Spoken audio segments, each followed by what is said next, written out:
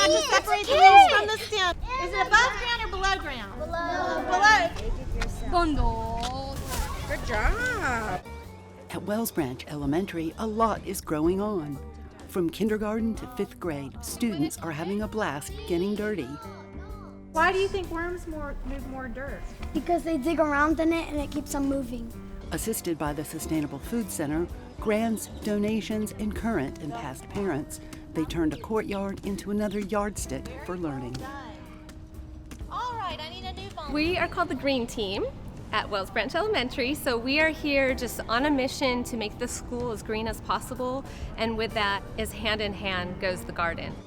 So we teach edibles, how to plant seeds, do transplants, how to harvest, science lessons, erosion, nutrition, involving the community, all the different jobs involved with getting food to your plate. I like to garden because I love my tomatoes, and so whenever I heard about this club, I wanted to join so I can plant stuff and then help the earth. They promote their healthy mission and raise money for the garden at their weekly farmers market.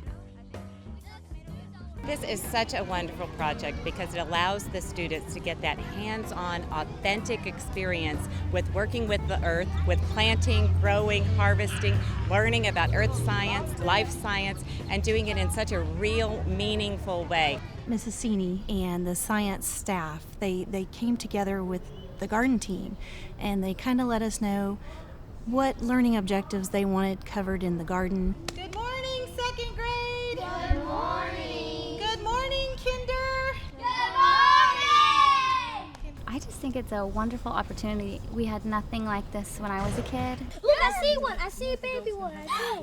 Phoebe. A couple of classes, we actually worked with the rose hips there. And made tea. And then we made tea out of them. We think it's just healthy for you. At home, we have a garden as well, and that's kind of what got us interested in helping here. It's not just gardening. We really learn more about bugs and problem solving when we garden because we don't always know what to expect. They try to connect what they've learned about the water cycle and maybe why the plant died from not enough water. We have plant diseases, and we have them with their little plant detective microscopes, their little lenses, and they go out and they try to figure out what's going on and why. And it also helps children with some of their math and science. We had them measure out the square foot. We had them place everything, get it square. Here's an upcycle trick to help the youngest gardeners measure spacing between seeds. So the cardboard with the circles already cut out help the kids visualize exactly what the 2-inch separation would be. This green generation already gets the compost connection.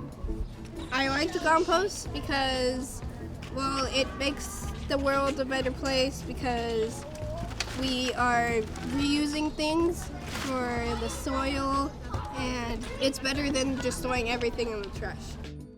Some lessons reinforce bilingual education. What it is half of the students are native English speakers and half of the students are native Spanish speakers. The students basically teach each other their native language. So by the end of 5th grade, you have students that speak fluently in English and in Spanish. The labyrinth is a playground puzzle. Its plants for bees and butterflies extend lessons about taking care of our pollinators. Turk's cap, like a hat.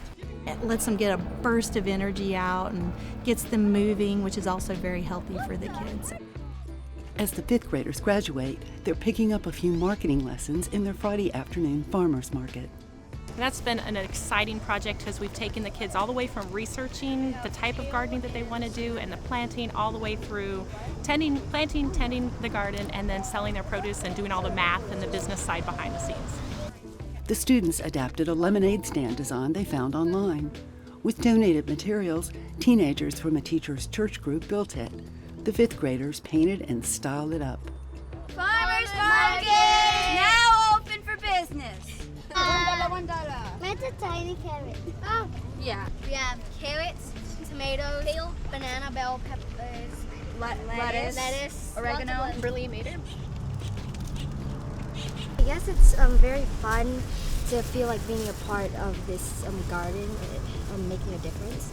I mean, we just grow these vegetables and then we sell them so that people can take homegrown vegetables for them to take home to cook and to eat. Every Friday, after we collect all of our money and after we go home, we basically take it and count it, and we subtract the money that we start with, which is the money that we give change with, and we take that and get our total. We organize it by the type of money it is, the number of ones, the number of fives, the number of tens, and the number of 20s that we have that day. And we just total that up in Excel, and we print it out on our spreadsheet and send it to the PTA.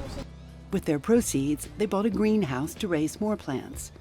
When they came up a little short, a garden volunteer donated the rest. My son and daughter went through this school back in the 80s, and I myself I'm an active gardener at home with vegetables and fruits and ornaments and so on. And then I heard about the gardening program over here. It was a natural match for me to get involved with it, because I'm interested in teaching my kids about gardening, and then plus I felt I owed this school, because both my kids are very successful.